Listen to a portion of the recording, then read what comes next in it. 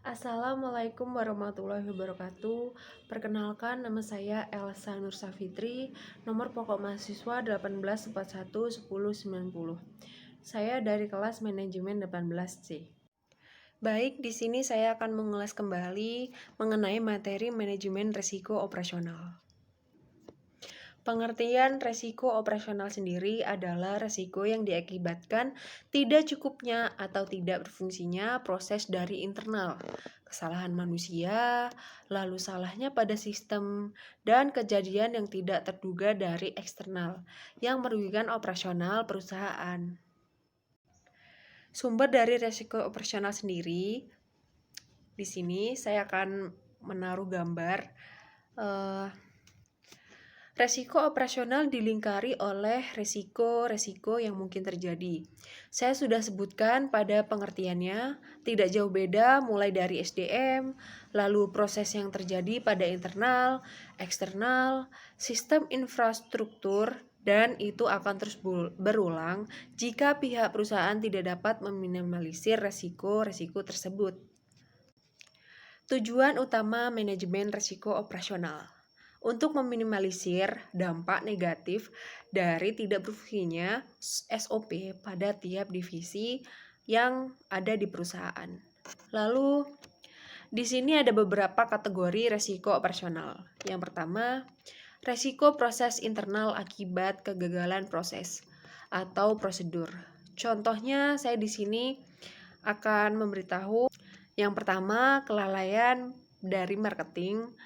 Lalu, pengendalian tidak memadai, adanya kesalahan produk, pencucian uang, dan lain sebagainya. Lalu yang kedua, resiko manusia.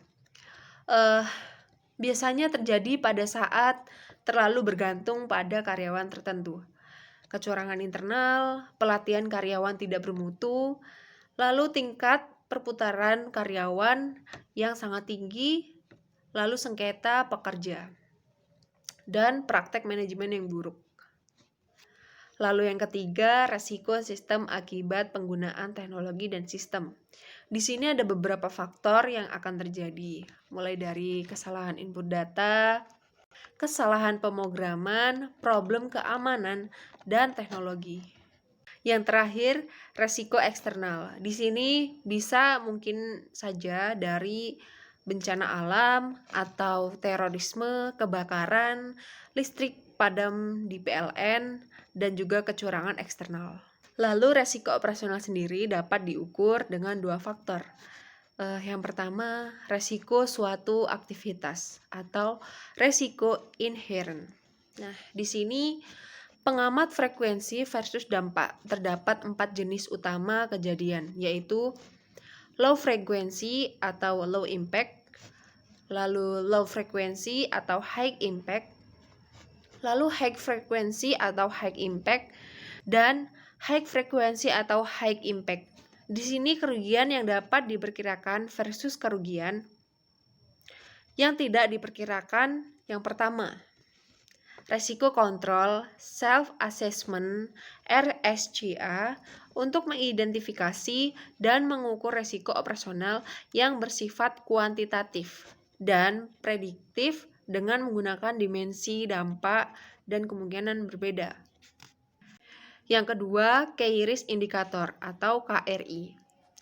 KRI digunakan untuk mengidentifikasi dan menganalisis resiko sejak dini atas naik turunnya indikator tingkat resiko dalam rangka pengendalian resiko operasional pada setiap aktivitas bisnis. Yang ketiga, Loss Event Database atau LED.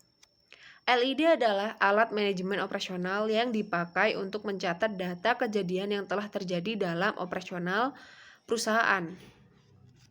Lalu untuk khusus industri keuangan di Indonesia, OJK menerapkan 3 model yang dapat digunakan dalam menghitung kewajiban penyediaan modal minimum, yaitu satu pendekatan indikator dasar Basic Indicator Approach, yang kedua pendekatan terstandarisasi atau Standardized Approach, lalu yang ketiga pendekatan pengukuran lanjut Advanced Measurement approach. Baik, sekian ulasan materi dari saya. Semoga bisa membantu yang belum mengerti. Maaf bila ada salah kata. Saya akhiri. Wassalamualaikum warahmatullahi wabarakatuh.